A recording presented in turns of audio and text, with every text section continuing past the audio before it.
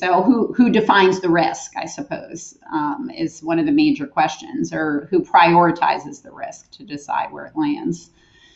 That's right. And that's a difficult, what's the answer to that question? Yeah, no, I mean, I think that's almost like a Zen cone, right? What is the answer to that question? I think in an organization, it tends to be somebody in the executive team, which means the more accurate, more relevant, more timely information we get to them, the more likelihood of them making the right decision, whatever that is, and the better our chances of understanding that decision, whatever it is.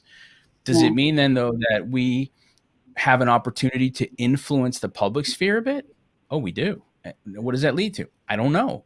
Different conversations, right? Better conversations, more nuanced understanding of this type of stuff instead of just demands. But, we said before, a client requirement. If you're in a purchasing position, maybe this is an opportunity for you to do some of that. Something I talked about with a security leader just last week was, and instead of just monitoring those third-party vendors and those solutions, what if you started mentoring them? Explain to them why. Learn their story. Help them level up so that they're not just serving you really well, but they're serving other people really well. Yeah, you get a lot of mileage out of that. And I think, like I said, these little shifts.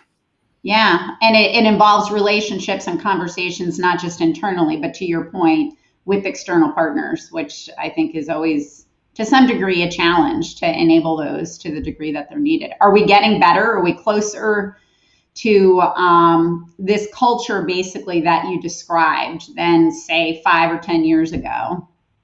I think we are. I mean, it's funny. I've been doing this for 24 years now.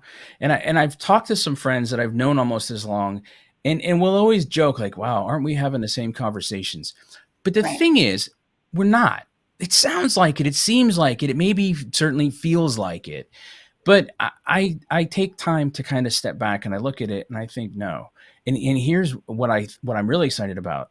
We can do with solutions today stuff we dreamed about in the 90s, but we didn't have the horsepower, right? We didn't have the compute power, we didn't have the storage, we didn't have the bandwidth, we didn't have any of that. And some of those things that we were thinking about back then that could work, well, they work now. But here's the thing, though. The question that we have to get better at answering is, how are we better? Right? Because I'm sure we are. There was listen, I only did this calculation a couple years ago, but everybody was lamenting, I don't know, the cost of cybercrime. And I want to say it was like $4.5 billion or $450 billion was the estimated cost. And everybody's going crazy. And I said, cool, what's the global economy at the time? Like, what is that in reference to? And it was like, I don't know, 78 trillion, 80 trillion. Okay, so it was like around 1.2%, 1.3%. When I started in this industry, shrinkage, right? That's the really nice way of saying stuff that's lost or stolen in the retail world. If you were under 5%, you were celebrated. 4% was the gold standard. They had just previously, like the month before, celebrated, they got down to like 1.4%, 1.5%. They were doing backflips. We're at 1.2 and we're losing our minds. Right. We got to reframe. We're doing great. Anybody who's in this industry, the challenge is we don't see our value. We don't see what's good. And then what happens is so let's talk about budgeting, right? They push the pile of cash across the table. And then their question a year later is, hey, are we better? And our mistake is we always want to lead out with gaps. Oh, let me tell you everything wrong. So just so we're clear, in a leadership circle, what that means is you've misappropriated the resources. You've misallocated and you've made poor decisions. Stop saying gaps. Start by talking about how you're different. What investments have you made to the business?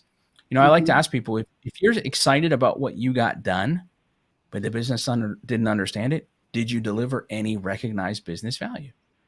You can argue about it, but the answer is still no. Yeah. So how do you change that?